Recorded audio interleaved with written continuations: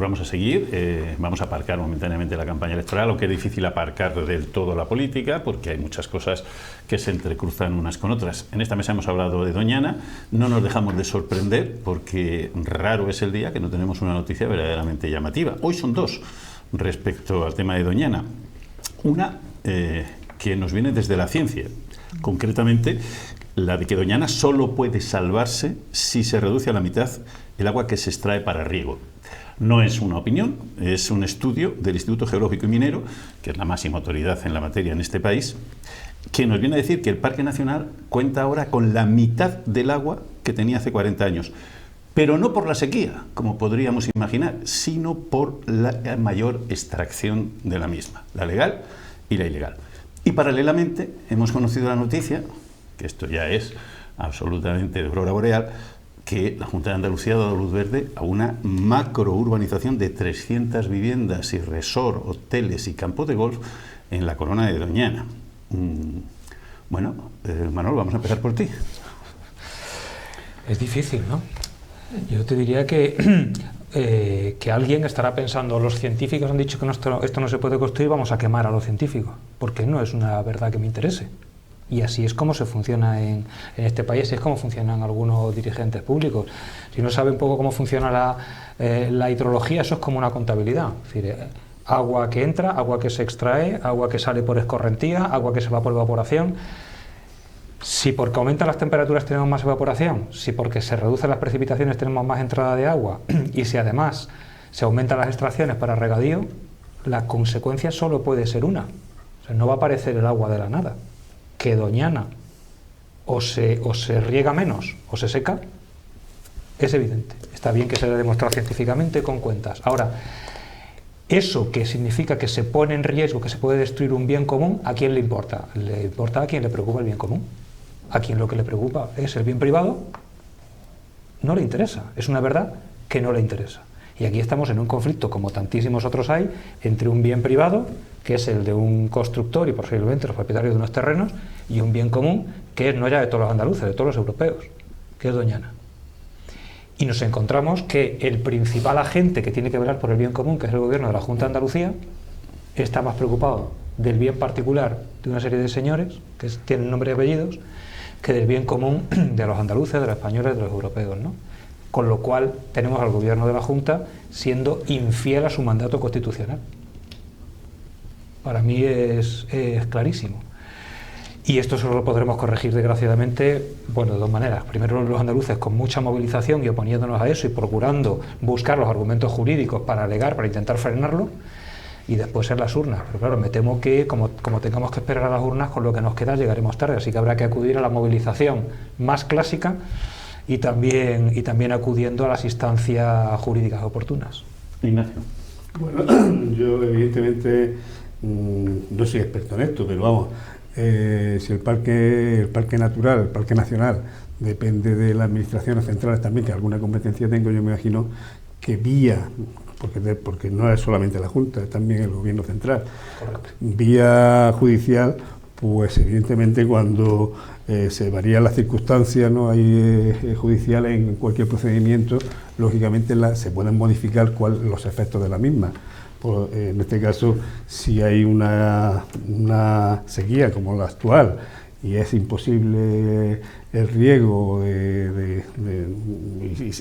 y de traer más agua de la que hay, pues me imagino que las instituciones, como bien ha dicho Manolo, pues tendrán que ponerse a trabajar y paralizar los proyectos que puedan ser ya el finiquito del propio Coto Doñana, que finalice con lo que son las reservas que pueda tener de agua las marismas.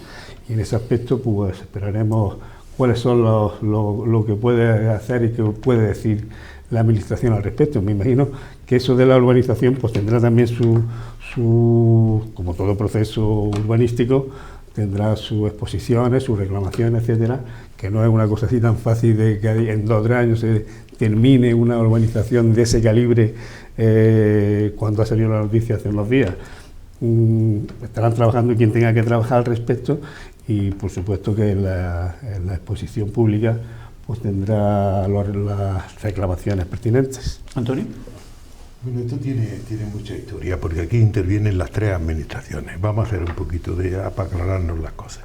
El Ayuntamiento de Trebujena, que es el que... ¿Dónde va la urbanización? Donde va la urbanización, el anterior era favorable a esta iniciativa urbanística.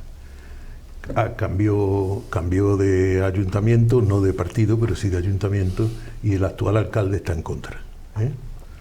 La Junta de Andalucía emitió su informe hace 2 días, informe que es favorable, un informe medioambiental favorable. Y no hace falta ir a ningún juicio ni judicializar el tema, porque la última palabra la tiene el Gobierno de España. El Gobierno de España es el que debe de validar ese informe. Si el Gobierno de España dice que no a ese informe, ese informe no es válido para esa urbanización. Por lo tanto, yo confío en que el Gobierno de España va a decir que no a esa urbanización. Yo creo que la ministra de Ramos ya hizo algunas declaraciones. Esta misma mañana ya ha dicho que está en contra de eso. Pero es que hay otro elemento que no habéis puesto en la mesa. No solo es el agua, que sería un consumo de agua parecido al que consume Trebujena en este momento en su totalidad, sino es que además está en zona inundable. Manolo, tú deberías de ese tema. Es que está en zona inundable, entonces tiene que haber un informe donde diga, y a ver quién es el bonito que lo firma, ¿no?, de que ahí se puede construir. Porque es que puede venir una riada y llevarse por delante todo lo que hay y entonces tendríamos el Cerro Gordo de la Herradura. Exactamente. Y tienes el P4 de Doñaca. Exactamente. Lo tendrían crudo los que hubieran firmado ese informe. Por lo tanto, yo en este caso concreto confío en que el Gobierno de España, en uso de las facultades constitucionales que le otorga los temas de aguas, pueda decir que no y parar ese informe. Elisa. Es que todo esto se hace porque Doñana es una joya, ¿no? Doñana es patrimonio toda Europa, dependemos de Doñana. Patrimonio mundial. Sí, pero ¿qué quiere decir? Pero que Europa es el foco para Europa. Pero queremos hacer muchas cosas allí porque efectivamente es Doñana, ¿no? Queremos hacer los de los regadíos, queremos hacer esta urbanización porque es maravillosa allí al lado de Doñana, y terminaremos matando Doñana. ¿Y para qué queremos una urbanización en un lugar que va a dejar de ser maravilloso? Entonces, lo lógico es que tanto para una cosa como para otra la Junta siga ejecutando sus propias leyes que tienen que ver con los planes especiales de las zonas de regadío de toda la corona forestal de Doñana. Y eso es lo que hay que exigirle, es lo que se le está exigiendo por parte del Gobierno central y lo que se le está exigiendo por parte de Europa. Ni una cosa, ni regadíos, ni la urbanización. Lo de la urbanización es que además es un proyecto antiquísimo, basado en unas leyes antiquísimas, que ya no tienen nada que ver con lo actual. Entonces, esto es un despropósito, y con lo que ha dicho Manolo, es decir, quien no cree en el bien común, efectivamente, nunca va a cuidar el bien común. Y Doñana es un bien común. Más que eso es un problema de la normativa. O sea, la justicia y lo que es la administración es muy lenta en este país. No, pero si la normativa está. No, sí, pero que este proyecto van en contra de la normativa. Empezó en el 2002 y estamos en el 2020. Pero van en contra de la normativa. De todas maneras. Es como las sentencias, ¿no? Cuando la justicia es lenta, deja de ser justicia. Pero no puede hacer un procedimiento abierto 10 años y luego que la gente salga suelta, ¿no? De todas maneras, no quiero yo ser mal pensado en esto, pero como pienso que no creo que a Juan Manuel Moreno Bonilla le haya dado una insolación y a su consejero de Medio Ambiente otra y nos rijan. Quiero decirte, esto se sabe que es imposible, claro, imposible hacer. ¿No será que quizá lo que se pretende es volver a sacar y a poner un balón en juego para que tenga que ser el gobierno quien le diga a Trebujena no vais a tener urbanización y echarle encima a los votos de Trebujena al gobierno? Pregunto, Antonio. Yo estoy totalmente de acuerdo contigo. Lo que ocurre es que en este caso el alcalde de Trebujena actualmente está en las mismas posiciones que puede estar el gobierno de España. Sí, pero puede haber en la comarca. Y puede haber... Yo creo que ahí está la trampa. Es decir, lo mismo que sabe un Moreno Bonilla de que no puede enfrentarse a Europa y no puede enfrentarse al gobierno de España, no puede enfrentarse a los ecologistas y no puede enfrentarse a los ciudadanos en el tema de los regadíos, ilegales, el legalizar unos regadíos ilegales, lo mismo ahora sabe que ese informe medioambiental va a ser rechazado por el gobierno de España, y el que se va a mojar ahí ante los posibles partidarios de esta urbanización es precisamente el gobierno de España, que es lo que quiere poner Bonilla de una manera que yo creo equivocada, porque no creo que tenga ahí mucho que ganar. Pero eso también es un poco no ser, perdón, Sí. que es no ser responsable, es decir, yo tengo que hacer el informe ahora, después de 20 años, de lo que pedisteis en el 2002, vale, pero yo tengo que hacer el informe ahora de acuerdo a la normativa actual. Entonces, mi responsabilidad es hacer ese informe. O sea, si no lo hago, yo soy responsable políticamente de lo que estoy haciendo y doy una patada adelante para que lo digan los demás. ¿Y te pones de buenismo? Claro, eso es lo que sucede. No. Cuando se alargan los procedimientos, pues No, pero tú puedes actuar con la normativa actual. Bueno, tú pero respondes, no. Ahora la ley dice tal cosa. Claro, el que tiene que resolver cuando en el proyecto que inicia. Esperad, vamos a dejar a Manolo. Voy a poner un ejemplo que está relacionado con esto que estamos hablando, de alargar los procesos. Ahora mismo hay una contestación muy grande a una iniciativa muy cercana a nosotros, que es en Huetorvega. Una iniciativa de una macro-urbanización. Sí. Íbamos a ir a eso, Camino de los Neveros. Del Camino de los Neveros.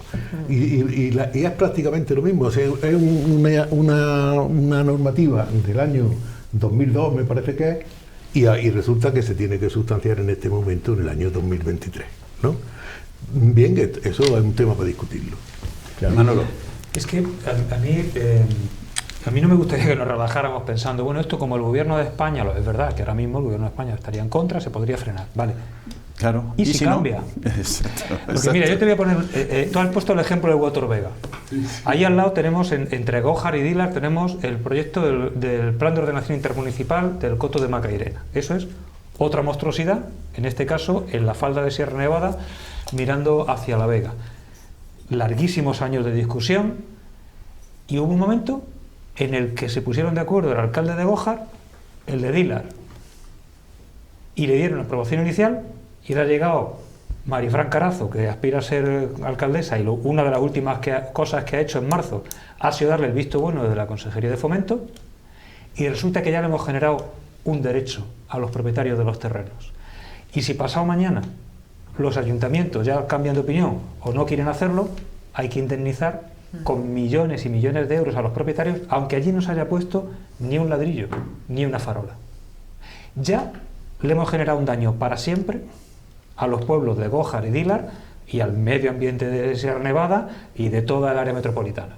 Porque en un momento dado la voluntad política de una serie de actores clave se ha alineado y ya han generado un hecho consumado. Entonces, a mí sí me preocupan mucho este tipo de circunstancias, y que pueda cambiar el criterio mañana del gobierno de España. Y es que tú puedes estar durante 50 años defendiendo que las cosas se hagan bien, y basta que un día se hagan mal para que ya se queden estropeadas para siempre.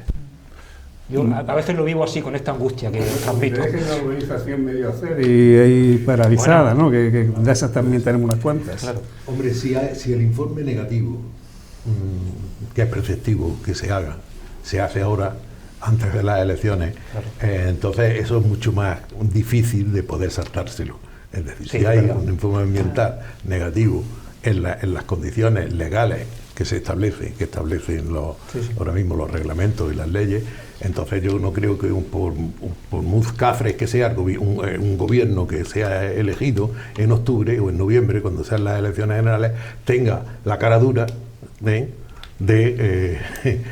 volver a reiniciar los temas. Pero y sí. Y sí. Era lo que decía Manolo. Y sí. Bueno, vamos a hilar con esto, lo teníamos previsto, el tema de la macrourbanización del Camino de los Neveros, que para que se sitúen, estamos hablando de 60.000 hectáreas, 158 casas adosadas, parcelas de 250 metros, en una zona especialmente sensible. Elisa. Seguimos, ¿no? Seguimos. O sea, esto es el hilo conductor. Seguimos. Es decir, quieres construir y tener tu casa en un lugar patrimonial con una belleza increíble, y te lo comes. O sea, te vas a quedar sin la belleza por la que tú quisiste construir ahí. Pero es que cuando estamos pensando que no tiene importancia patrimonios como el Camino de los Neveros, las Cañadas Reales que se rompen, cuando estamos pensando que ahí se van a meter, si son 158 casas, en una carretera que es estrecha... Una ratonera, literalmente. Estrecha. O sea, ¿qué nivel de polución tú vas a meter ahí? ¿Cuánto coche? Porque ahí no van a poner un transporte público sostenible para subir y bajar, ¿no? O sea, todo, en lo que estábamos también hablando en la anterior conversación, todo lo que es construir sobre terreno que es patrimonio, nos estamos quitando futuro. Rehabilitemos. Ese lugar en concreto es que es un lugar muy patrimonial. El patrimonio ambiental, el patrimonio paisajístico también tiene. E ir quitándonos oxígeno, porque además no solo te quitas oxígeno, sino que además estás construyendo y estás montando ahí una urbanización que va a dar, que se va a comer más oxígeno del que hay alrededor. Es otro desastre del año 2002 y de estar siguiendo una legislación y no adaptando a la legislación actual. Ahora eso no se puede permitir, ya está. Manolo. Yo creo que cuando reventó la burbuja inmobiliaria pasamos del modelo de la especulación extensiva, de hacer miles de casas, a la intensiva. Sitios muy escogidos, muy privilegiados, donde se hacen 100, 150 casitas que se van a vender muy bien, eso sí, efectivamente como decía Elisa, destrozando un sitio privilegiado y de alguna manera privatizándolo, ¿no? Un sitio porque que cualquiera podría ir, pasearse, disfrutar, ahora pasa a ser de quien se compre allí la casa. Y generalmente esto se hace además generando nuevos núcleos o casi nuevos núcleos de población, que es lo que más nos tiene que preocupar. Pero cuando tú generas un nuevo núcleo de población, o un núcleo aislado, en definitiva, desgajado de lo que es el crecimiento orgánico, normal, pegado al casco que ya existe, está generando unos sobrecostes que acaba pagando toda la sociedad. Porque ¿quién paga el saneamiento, la nueva red de saneamiento solamente para 150 casas? ¿Quién paga el transporte público? O esa gente querrá tener un médico cerca, ¿no? Querrán tener una escuela cerca. Es decir, lo que hace que una sociedad sea cómoda, que tenga buenos servicios, que es la densidad, yo soy muy defensor del modelo urbano mediterráneo de ciudades densas que nos permiten tener pues, buen comercio, buenos transportes públicos, buenos servicios públicos. Eso nos lo cargamos generando pequeños núcleos de población que acaban generando un coste que repercute en toda la sociedad. Que por lo que siempre estamos algunos diciendo que hay que ir a por el crecimiento orgánico de las ciudades y no favorecer este tipo de operaciones. Pero siempre va a haber quien desee tener su vivienda en un sitio privilegiado exclusivo. Y para eso tiene que estar la legislación. Desgraciadamente, el gobierno andaluciano va por ahí. Y Moreno Bonilla quiere favorecer todo lo contrario. Estos son megaproyectos del año 2002 previos a la burbuja inmobiliaria que se han quedado colgados y yo no sé qué recorrido incluso legal pueden tener. Yo creo que dudo muy mucho que a esta altura de la película, incluso ya comercialmente, se pueda poner a la venta urbanizaciones de ese tipo tan complejas y tan grandes. Ya los derroteros urbanísticos van por otro lado, pero que es un problema, lógicamente, como tú bien acabas de decir, de lo que es la densidad, ¿no? De tener un planteamiento urbanístico por densidad. Y esos son los ayuntamientos los que tienen que hacerlo y facilitarlo, de forma que no se puedan, empresarios, en algunos casos desaprensivos, puedan destrozar lo que es la naturaleza más cercana a nosotros. Pero insisto que son proyectos previos a la crisis inmobiliaria, la burbuja inmobiliaria, y que tienen poco recorrido, creo yo, comercial. Antonio. Sí, bueno, yo antes me he manifestado en la misma dirección. Es decir, yo creo que la contestación ha empezado, hay sectores ya de la sociedad que está en contra de eso. Yo espero que el ayuntamiento o los nuevos ayuntamientos que se elegirán el día 28, ahí tienen una vara de medir a la hora de asumir o no este tipo de actuaciones. Y por lo tanto no es solo el transporte, no es solo el agua. ¿Qué agua? ¿De dónde va el agua? ¿De dónde tiene que venir? ¿De Sierra Nevada la traemos? ¿No? Es decir, que hay una serie de casuísticas que nos, por lo menos a mí personalmente, Manolo lo ha dicho, yo coincido con él casi a un 100%, es decir, que la expansión de una ciudad tiene que ser de dentro a afuera. Es decir, primero rehabilitar lo que hay dentro, dentro de lo posible, y luego ir extendiéndose como una mancha de aceite hacia afuera, no creas pequeños núcleos, con lo cual los sobrecostos de los servicios son impresionantes. Daos cuenta que los proyectos con los que no digo engañar, pero sí se timaban algunos alcaldes antes, era: pues quiero hacer en tu pueblo un hotel de 4 estrellas, un campo de golf y 300 viviendas. Una vez yo a un alcalde, esto es una anécdota que me permito contar aquí, a un alcalde le dije, pues dile primero que haga la vivienda, después el hotel y después el campo de golf, y así veremos. Y cuando le digo al promotor, primero la vivienda, el promotor dijo que no, primero el campo de golf y el hotel. Después la vivienda. Por eso cambió la ley. Bueno, pues para cerrar un poco los temas medioambientales, que hoy como ven son de bastante interés, este viernes los regantes de La Vega han convocado una tractorada contra la Confederación Hidrográfica del Guadalquivir por su negativa a autorizar riegos con aguas regeneradas, algo que no acabamos muy bien de entender. ¿Por qué no se puede utilizar ese agua? No lo sabemos. Manolo, ¿tú cómo lo ves? Pues creo que es un tema en el que habría que profundizar y alcanzar algunos matices. La depuradora y los depósitos ahí se hicieron en su momento pensando en esa lógica, que es una cosa que se hace en otros lugares de Europa y es correcta. Tienes unas aguas urbanas, aguas grises, tienen un cierto nivel de tratamiento, no pueden volver a ser reutilizadas para el consumo humano, puedes o bien devolverlas al cauce para cerrar el ciclo del agua, o bien darle un nuevo uso para regadío, que sí es permitido. Ahora bien, hasta donde yo sé, me puedo informar un poco de este tema, está autorizado, en las condiciones en las que nos encontramos, estaría autorizado el riego de determinados cultivos, pero no de hortalizas, ¿vale? Sobre todo pensemos en salvar plantas, en salvar árboles, salvar frutales. Posiblemente estaría mucho más despejado este escenario si ya el gobierno andaluz, parece que tengo yo una obsesión con el gobierno andaluz, pero si ya el gobierno andaluz hubiera asumido la realidad en la que nos encontramos y hubiera declarado una situación de emergencia o de alerta o de alguna manera por la situación de sequía en la que estamos. Ha dicho Moreno Bonilla que para septiembre, como si en julio y agosto fuera a llover. ¿Por qué? Porque hay elecciones, pero después viene el verano y no queremos darle disgusto a los andaluces o al sector de la hostelería. Tenemos un problema muy serio, extremadamente serio en Andalucía. Y esta situación estaría mucho más clara si el gobierno andaluz hubiera hecho los deberes y hubiera asumido, aunque sí tiene un coste político, lo tiene, pero es que la realidad que tenemos es una sequía extrema. Ignacio. Bueno, el tema de La Vega es un tema así un poco delicado en cuanto que yo creo que lo primero que hay que considerar qué queremos hacer con La Vega. Porque la agricultura, evidentemente, con el río de manteo, que es el que ahora mismo hay, eso es insostenible, pero es que tampoco hay mano de obra que quiera dedicarse a la agricultura. O sea, ¿qué es lo que...? Por eso yo creo que es fundamental saber qué tipo de productos son los que queremos producir en La Vega y cómo y quién va a explotar esos productos y qué forma de regarlos.